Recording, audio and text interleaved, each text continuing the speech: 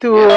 Yes, Madam Okay, Chair. go I was ahead. informed that I was given additional minutes by 3 of my colleagues. Yes, just be careful with your heart. So- Baka mamaya, huwag Yes, kang ma'am. My heart stress. is as strong as a stone. Yeah, okay, go ahead. Thank you. Earlier, Madam Chair, I was asking for the number of SLMs already produced by Deped. Do you have numbers?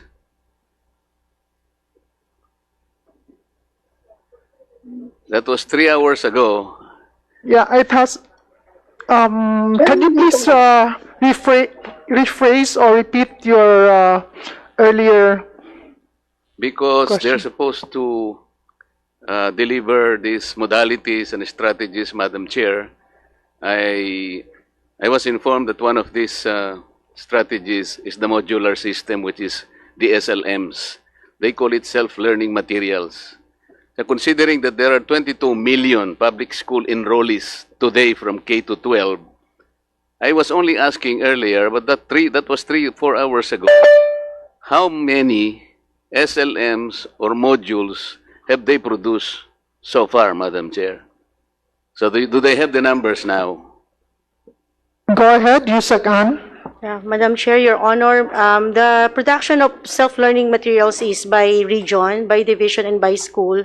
So if we can request our USec for curriculum and instruction, and the USec for in charge for planning, because they are the ones who have the numbers and the monitoring for such, Madam Chair. Are we made to understand, Madam Chair, that you don't have the numbers and you still have to ask for the regions to supply you? Why so? It should be a concerted effort. This is supposed to be the central office. I believe the central office initiated the production of this, and the others will be produced by the regions, the divisions, and the schools. What about at your end? What did you do?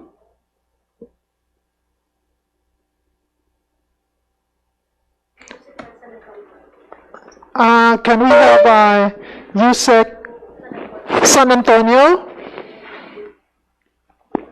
USec San Antonio? Madam Chair, if I rely on Yes. USec San Antonio, I think he said earlier that there is something like 59%. Was that his, I don't know if that is the correct estimate that he say. Sabi niya, Madam Chair, 59% na na-produce, meaning to say, kalahati ng 22 million na-produce na. So, am I supposed to assume that about 10 million SLMs have been produced already based on the representation of USec San Antonio? Importante po kasi ito, Madam Chair, because October 5 na po ito. If DepEd cannot even guarantee a ratio of 1-to-1, kasi sabi nila kanina, well, by far, probably 2 students or 2 enrollees will probably share 1 module. Even on that basis, Madam Chair, I think I have gained my right to know. The ibig sabihin yan, kahit kalahati nga lang eh. Kahit na 5 million lang, kung 2, halimbawa, ratio is 2-to-1. Kasi sabi niya, 59% lang ang na-produce. Pero totoo ba yun? You have to be very candid with us. Totoo ba o hindi? Because in the ground, Madam Chair, in Tarlac more particularly, nakakaawa yung mga teachers. Kasi po kami ang nandun eh. May nahingi po ng laptop, ng computer, ng risograph, ng photocopying, ng tinta, ng papel. And so, if this is the kind of approach, kasi sinabi nyo dito sa inyo, napakaganda eh. O, babasahin ko na po sa inyo. Major adjustments are being made at the central and field levels to enable DepEd to deliver distance learning at a magnitude never done before. Eh, magaling lang naman kayo sa paggawa ng ganito eh. Never done before. I'm assuming, Madam Chair, that they started in a very fantastic fashion. Totoo yun, COVID-19. But per your admission here, it was not only COVID-19 that triggered you to streamline the competencies.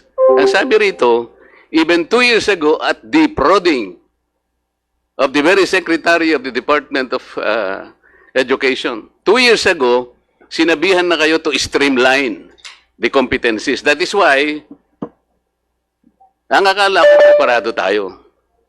Pero yung unang tanong ko lang, Madam Chair, nobody is daring to answer. How do you know that by streamlining the competencies by 60%, ang natira na lang is 40%? How do you know that the quality of education is still there? Pagkatapos wala pa yung modules. Can you imagine, Madam Chair, what kind of quality of education do we expect now sa ating mga kabataan? Binaba na nga nila yung sabi nila, this is the most, tawag nila MELCs. Most essential learning competencies, or MELCs. From 100%, it went down to only 40%. Sinong gumawa nun? Is it Deped? You have a partner by the name of Assessment, Curriculum, and Technology Research Center. What is this center, Madam? Okay, USec San Antonio. Yes po, there are several questions. So yung quick answer po sa Assessment, Curriculum, and Research and Technology Center is a center based at UP Diliman. I guess it's funded by the Australian government that has been providing technical support to our teams in the review of the curriculum. The first phase of the curriculum review has been completed. This was the review of the intended curriculum. As mentioned po by Congressman Marcoleta, the process of reviewing the curriculum was already taking place prior to COVID. And Can we start with the number? Can we start with the numbers of the modules? Competencies, the most essential learning competencies. I want you is to the start. initial output of Excuse me. Excuse me. the study po. I want you to start supplying us the numbers of the modules that you have so far produced. As mentioned po earlier, it's 59%. Our target for Where printed are self-learning modules is Where are these 59% 59% modules? of the enrollment. Teka muna, So, teka muna. 59% of the enrollment. Nasaan yung mga 59% na modules na na-produce na ninyo? Where are these? I want to find out. I will be mentioning po the divisions that have reported to be on time in their process of reproducing the modules. I just retrieve my file. Baka magkamali ka, USec.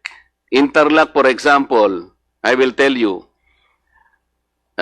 napaka-ingenious ng mga tao doon. Did you know that they did not even wait for your modules? Gumawa sila ng sarili nilang learning materials. They call it Project Simple. Meron silang mga ginawang indigenous na mga materials. At pagkatapos, sinuportahan sila ng LGUs. Madam Chair, I want to report to you that in Tarlac, there are two divisions, the Tarlac City Division and the Tarlac Provincial Divisions. Nakumpleto nila ito with only 20 million pesos. Okay? Na-identify nila yung sector that are connected. Meron silang IT, may laptop, and so marami silang pinagkuhanan na tao, including us. So yung 80% na lang ang susuplayan nila ng modular materials. They were identified that. So marami na. Kaya yung dinownload din nyo na 79 million, pinag-iisipan pa nila kung gagawa pa sila nung modules ninyo. Kasi magkakadoble-doble na ang gagawin nila. So this is how erratic and I think chaotic the start of Deped. So paano sasabihin mo, USec, na kayo ang ikaw ang tagapangulo ng curriculum sector ng Deped? Bakit de-delegate niyo sa isang grupo sa UP ang paggawa ng curriculum? You cannot delegate something that was already delegated to you. That is your primary function. Paano natin nalaman na yung 40% na streamlining ng competencies, yun ang correct na volume na dapat lamang napag-aralan ng taong, ng bata ngayon during COVID? Paano natin ma-justify yun? Madam Chair, let me reiterate that it was not entrusted to the RC. They just provided technical support. the effort in reviewing the curriculum was undertaken by the Bureau of Curriculum Development, and we utilized certain criteria. The most important criterion used in determining which learning competencies would be retained is endurance. When we talk about endurance, these are the competencies, skills, knowledge that a child needs for him or for her to be able to acquire, to be ready to learn more in terms of the challenges of learning the things that are supposed to be learned in the next grade. So we had some considerations in doing this. The reason why the most essential learning competencies has been reduced is there were those that were merged. There were those that were deleted because they were repetitious. There were those that were also added. And again, just to point out, Madam Chair, that the effort was not given to anyone else. We just enjoyed the technical support of an agency that is supposed to provide help to us. I think, Madam Chair, it's okay for the Department of Education to utilize the expertise of people around us. We don't claim to be the experts. We always interact with the stakeholders and we recognize their support. In certain aspects of the things we do, we also collaborate with PNU, we collaborate with other universities, we listen to them because we don't really claim that we are the only ones who know. But I feel that when we say we want to work with 40% of the competencies, we did not abandon the things that were very important. We just decided to pay attention to the most important foundational competencies which we feel the learners should possess. Nakalagay ba sa budget ninyo itong participation ng group na ito? I didn't see it in the budget of 2020. How is this group compensated? Madam Chair, I'm not in the know. I think they are not paid. You're supposed to be in the know kasi as I ikaw ang was saying, curriculum the understanding is they are supported by funds from the Australian government. Can you imagine, So it's a kind of curriculum ang support to pinag-uusapan, Madam education. Chair, and the USec is not in the know. How can you justify that? Tinatanong ko lang, saan nyo kinuha ang budget to for example, get the assistance of this group? Madam Chair, I think I said that my understanding is Deped does not pay them. But the other members of the EXICOM can check me Is it because true, or my directors can check anybody me if from I'm correct. present? Is it true na hindi nyo binayaran yung ACTRC? USec Ana? I think, Madam Chair, Director Joyce can be requested to provide the information. The Director of the Bureau of Curriculum Development. Okay. Director Joy, you are recognized. Madam Chair, good afternoon. This is Director Joy, the Director of the Bureau of Curriculum Development. Our partnership with ACTRC goes back sometime during the making of the development of the K-12 curriculum. The only question, Madam, is where is the budget? Agency, is an organization that I am not asking you to was describe selected this by organization, the Madam, of the please. Australian government. You have to be very considerate. My question is, was this group ever budgeted? Because we didn't see any budget, coming from any group assisting DepEd in the formulation of the curriculum. Saan po nakukuha yung budget nito? I think from the, Mr. Chair, I think from the grant of the DFAT, not from DepEd. What is that, Madam Chair? Can you please repeat that, Director Joy? Sorry, Madam Chair, it's from the Australian government. Oh, so it's a grant. It's a grant, yes. It's an aid from the Australian government. Okay, go ahead. You have to be very careful in your statements because if I can produce the documents telling otherwise, baka magkaroon ka ng problema. Huwag kayong masyadong mabilis magsalita. Okay. Yung budget ninyo for modular, magkano, Madam? For first quarter and second quarter, what is your budget? In 2020 JA, there's no budget, Your Honor, but we requested the Department of Budget and Management for the realignment of our existing How much? programs for 10.9 billion, 500 million of which we reserve for Okay the na yan. minimum health standard. So, it's 11 billion. More or less, no, Your Honor, 9 billion for the learning resources. Ha? 9 billion for learning resources. For learning resources. Okay. So, considering na ang nagagawa pa lang is 59%, even assuming that that is correct,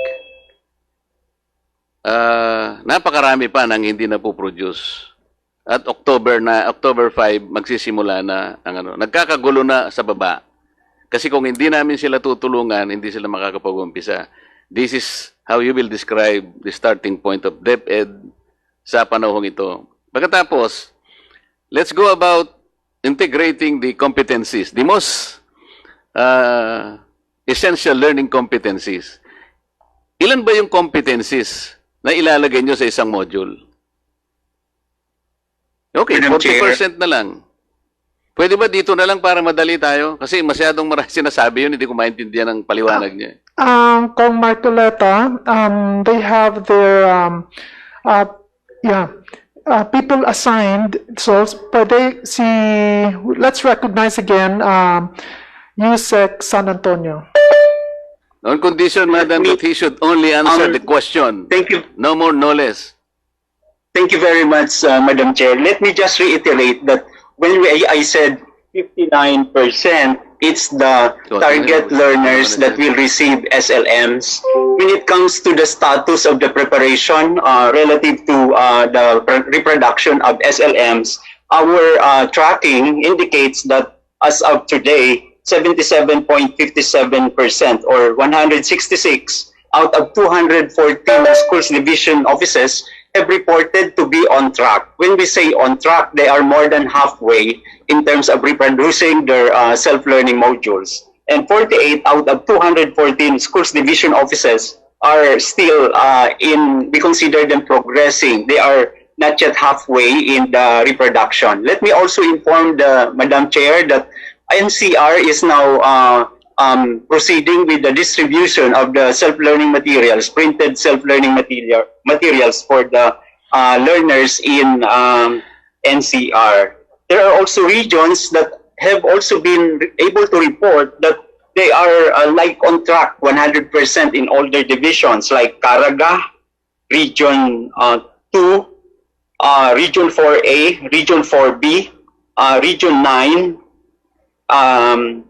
and Region 12. This is according to the reports submitted to us by the regional offices. Madam Chair, I have a problem with the way this USec is answering. It's too long and it is not even responsive. I am only asking, how much is the budget for the SLMs? Bakit hindi ka ba sumagot kung ano lamang ang tinatanong sa'yo? Because I really wanted to know if this is the kind of, if this is how the way you produce the materials. Can you imagine, merong nagre-risograph, merong nagpo-photocopy, there is no definite, there is no standard way on how you're supposed to produce this, on how you bind this. Paano nyo iba-bind ba ito? Ilang bang competencies per student from K to 12? How do you intend to do this? Ang dami mo kasing kinukwento eh. But we are confused kung paano kayo mag-start. For example, ayaw nyong gumawa ng libro. Gusto nyo modules. Okay, nasa sa inyo na yan kung gusto nyo gawin nyo. Yung K, yung let's say K, ilang competencies ba 'yon? Let me Go ahead. San Antonio, yung kindergarten, first quarter, ilang modules ba 'yon? sorry, Madam Chair, I've not memorized all the numbers. I'm not very good in memorizing numbers. But my ASEC can help me provide the exact numbers requested by 10 ang modules. Marcoleta. And the total pages, 258. Madam Chair, alam mo ang problema nila? Kasi ayaw nilang gumawa ng libro. Kasi sinabi namin, you forgot the publishing industry. Noong pa, 2 budgets ago, sinabi ko na sa kanila, mali ang ginagawa ninyo because under 8047, NBDB should be the one guiding the private sector publishers to produce all books. Hindi na kayo. Wala na kayong authority gumawa ng libro. So what they decided, okay, gumawa ng ibang kaparaanan, hindi na raw libro to, Madam Chair. These are modules already. Because a textbook under the UNESCO standard should have at least 48 pages. So yung modules nila is 30 pages. Okay? Pero kapag pinagsama-sama mo, for example, yung kindergarten, 10 modules, 258 pages to. It's more than a textbook. Hindi gumagawa din kayo ng libro. Bakit ganito? Bakit ganito nangyari? There is no more guidance, Madam Chair. Their budget is 9 billion. Let's say 9 billion for the first and second quarter. Paano nyo pinroduce? May standard ba kayong printing? Yung bang papel pare-pareho? Hindi po. Sa Tarlac po ang sinasabi ko sa iba-ibang klaseng papel ang ginamit. Pati ang pagbabound. Ngayon, kung gagamitin po yan ng estudyante, for how long that this student or pupil or learner will be able to take advantage of this one module nang hindi niya masisira, like a book. Tapos magpapalitan sila because there are 2 students that will share one module. Eh kung hindi naman kasing photographic memory ni Congressman Ted Daresco yung bata, paano ibibigay mo sa kanya? Hindi niya na maintindihan niya ganun. It should be a ready reference for you. Ibig ba niyo sabihin na wala na libro, madam? This is a simple question. Wala na libro ngayon na gagamitin? Only modules? No more books? Madam Chair. Yes, go ahead. USec. I think it was very clear earlier that we mentioned that textbooks